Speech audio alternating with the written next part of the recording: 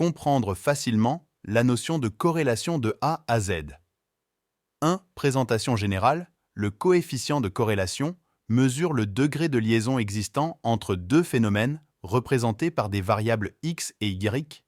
Donc, lorsque deux phénomènes ont une évolution commune, nous disons qu'ils sont corrélés. Avant d'explorer notre sujet, prenez soin de vous abonner, likez la vidéo et surtout, suivez la vidéo jusqu'à la fin.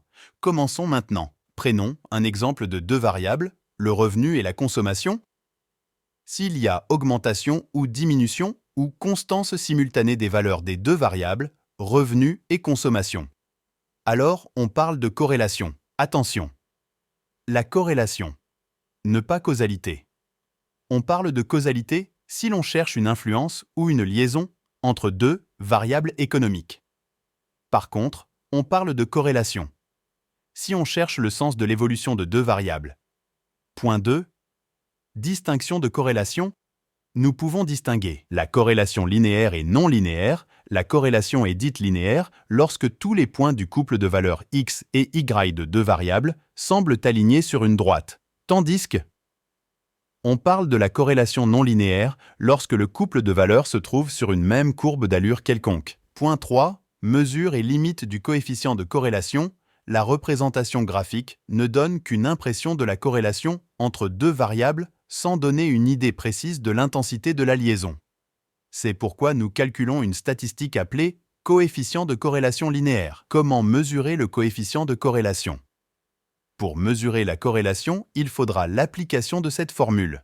Donc au numérateur, nous avons la covariance de x et y, c'est-à-dire la sommation de l'écart de la variable x par rapport à sa moyenne, multiplié par la sommation de l'écart de la variable y par rapport à sa moyenne. Et au dénominateur, nous avons l'écart type de la variable x multiplié par l'écart type de la variable y.